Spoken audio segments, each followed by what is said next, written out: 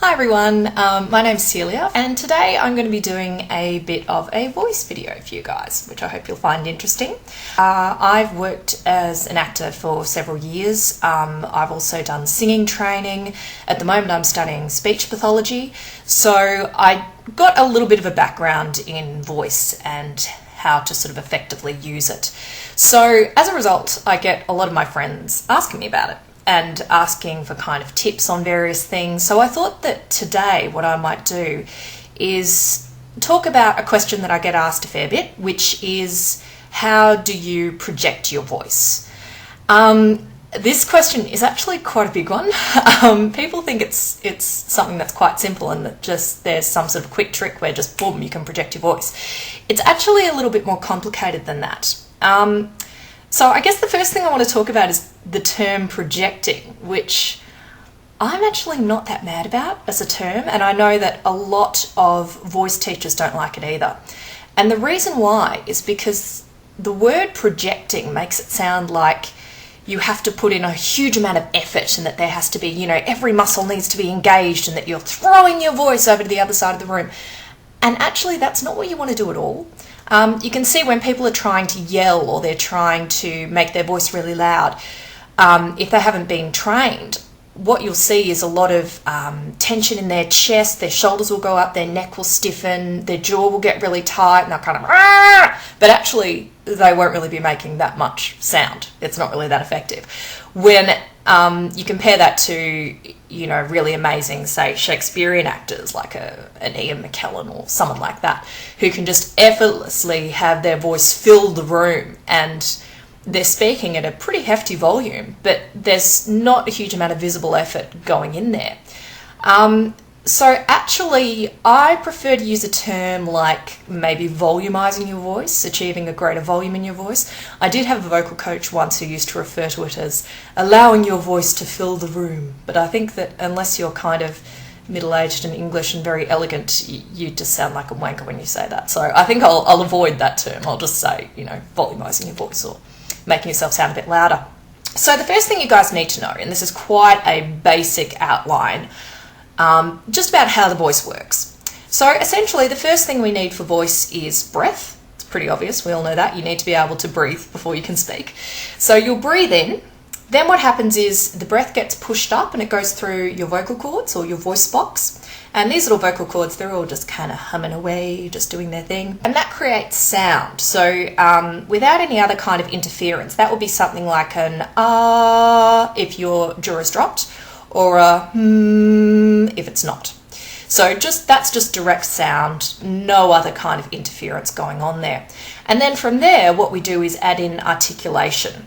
So that means we start using our mouth, our teeth, our tongue, our jaw, upper palate, even nasal cavities up here. All of this then becomes used to create speech.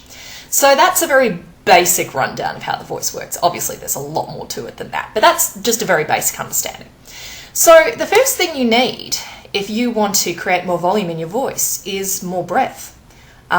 Which is something that I think people forget. They'll try to yell, but they won't take enough breath in to be able to actually make more sound. So if you are speaking at a more volumized level, or even just slightly louder than you usually would, you're going to need to take deeper breaths, and you're going to need to take them more often as well. Sometimes people get a bit awkward about this though. All of a sudden when you're speaking in a public arena, people think, oh, it's really awkward for me to breathe in the middle of a sentence. It's not. It's fine. We do it all the time in life. You run out of breath, you breathe. It's really quite simple. So don't worry about it sounding awkward or weird, because actually we do that in everyday speech. It's just that we're not usually thinking about it. So it is important that you take in more breaths and deeper breaths. Now the problem is when you ask people to take a deeper breath, what you'll see is a lot of action up here again. For some reason all these voice problems, they all seem to be up here. You'll see people, it'll all be up here. It'll be in the very upper ribs, it'll be in the shoulders, it'll often be in the jaw, kind of going down there. And that's actually not really all that effective. When you think about basic biology, or anatomy, I suppose, the areas in which your ribs move the most is actually way down here at the bottom of your ribs. It's not up here. Up here we have a little bit of movement, but, do some experiments. Put your hands just on the sides of your ribs and do a few breaths, and you'll notice that actually this is where the action is. This is where the majority of the movement will happen in your ribs. So this is where you need to be concentrating more of your breath. Now, again, the word concentrating, it's not that great, because breath needs to be something that's quite natural. It needs to be something that you're not really worrying about and going, okay, breathe in and breathe out. Yeah, that's not helpful, especially if you're in a public speaking situation. That will probably look a bit awkward. So what you want to be doing instead is thinking about where you're allowing the breath to go. So one of the best ways to do this, we can all do this together so we don't feel dicky, is to just take your hands and put them on your back and just feel where the bottom of your ribs are, where they kind of end. And then just place your hands flat against your back and just take a few breaths and allow the breath to kind of go into your hands. So we'll do that now all together.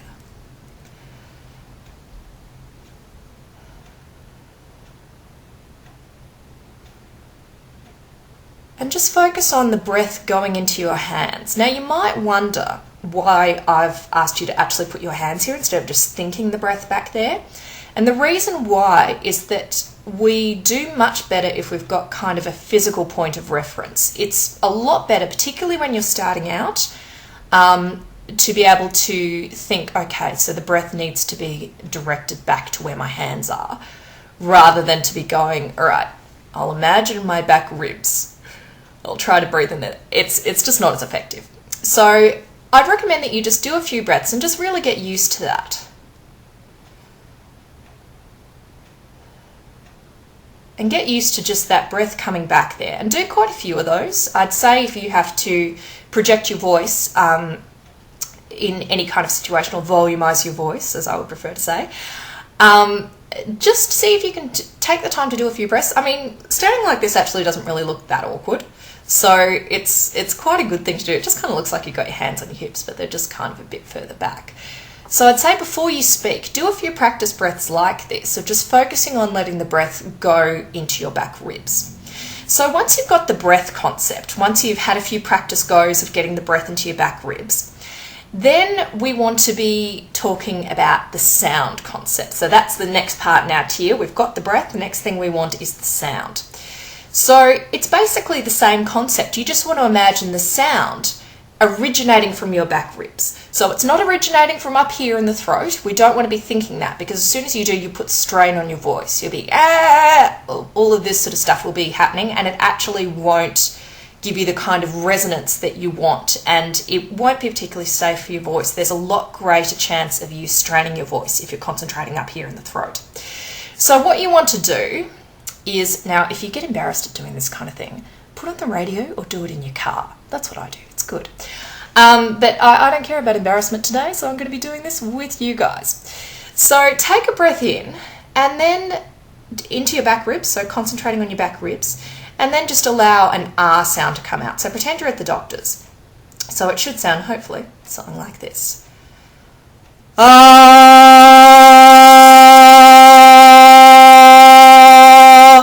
So you see, that's quite a volumized sound, quite a loud sound. But, you know, if I just wanted to be speaking from here, I just concentrate on the voice coming from here, and I can quite easily project my voice throughout this entire room. I'm a little performing monkey today. So that's basically your quick trick. You want to be concentrating on your back ribs. You want to be making sure that you have a lot of voice. And I think also an important thing to remember is allow yourself to actually have that volume. So many people get freaked out about the idea of actually making noise. It kind of freaks them out.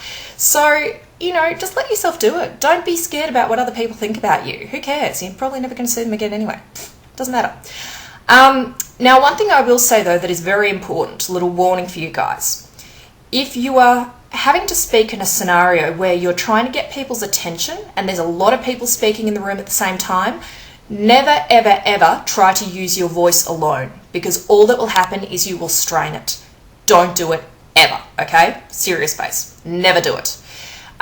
If you need to get people's attention, I'd say If it's a professional situation, see if you can get a hold of a microphone. If it's not, use something to get people's attention. Like, for example, for those of you who don't know, I do work part-time as a speed dating host. And obviously in that scenario, there's a lot of people talking at the same time and I need to get their attention. So I use a bell. That's a really, really good thing. It's sort of high decibel. It cuts through the noise. You could also use something like a whistle if you want to feel a bit, coach-like, or, I don't know, a gong, a megaphone, or you can even just do the old-fashioned thing of, knocking a champagne glass with a spoon, that kind of thing. That's sort of the universal way to get people's attention. Another really good thing to do as well, once you've used a different alternate form of noise to get people's attention, is to use a physical cue. So something as simple as just putting your hand up. That's pretty much a universal thing to get people's attention, and it's a lot easier than continually yelling out at people trying to get them to look at you, because if you've got this up, really this takes no effort at all. You're not going to strain your arm doing this. You will strain your voice yelling continually, but you won't strain your voice or your arm or anything, just putting your hand up. And this way people look at you. They will look at you and go, oh, that person's trying to get everyone's attention. And once one person looks, everyone else looks, because we're sheep. That's what we do. That's how humans operate. As soon as one person's looking, we go, ooh, what are they looking at? So that's a really good thing to do as well.